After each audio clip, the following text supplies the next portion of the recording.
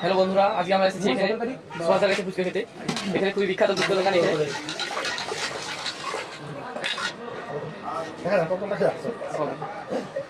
দেখে নিন ফুচকা দোকানকে, খুবই ফেমাস এখানকার। দাদা ফুচকা কটা করে দিয়ে হচ্ছে? 10 টাকা এখন 10 টাকা মোটা। আর মশলা কী করে দেওয়া হচ্ছে? যত ধনিয়া পাতা ছোলা ঘন সব একবারে। দাদা দোকানে ফুচকা খুব সাইজে বড় বড় বড় ফুচকা প্রত্যেকদিন পাওয়া যায়। দাদার কাছে প্রতিদিন 5,000 করে ফুচকা বিক্রি হয়। দাদা আপনার বিয়ে বাড়ি প্রোগ্রাম কাটা আছে তো? হ্যাঁ, বিয়ে বাড়ি ভোজনি বাড়ি সব। আপনারা দেখতে পাচ্ছেন দাদা এখানে মশলা তৈরি করছে।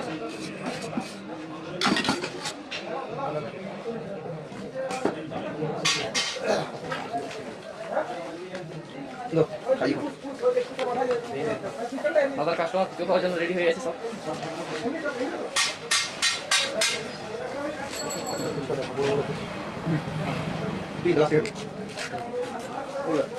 আপনার ফুচকার টেস্টটা কি বলুন? এই দাদার কাছে ফুচকা খেতে হুগলি থেকে লোক এসেছে, আমরা দাদাকে এখানে জিজ্ঞেস করবো। দাদা আপনি কোথা থেকে ফুচকা নিয়ে এসেছেন? মেদিনীপুর। মেদিনীপুর থেকে বুঝতে পারছো দাদার কাছে কীরকম ভিড় লেগে আছে। মেদিনীপুর থেকে ফুচকা নিতে এসেছে। দাদা আবার আলু ছাড়াচ্ছে।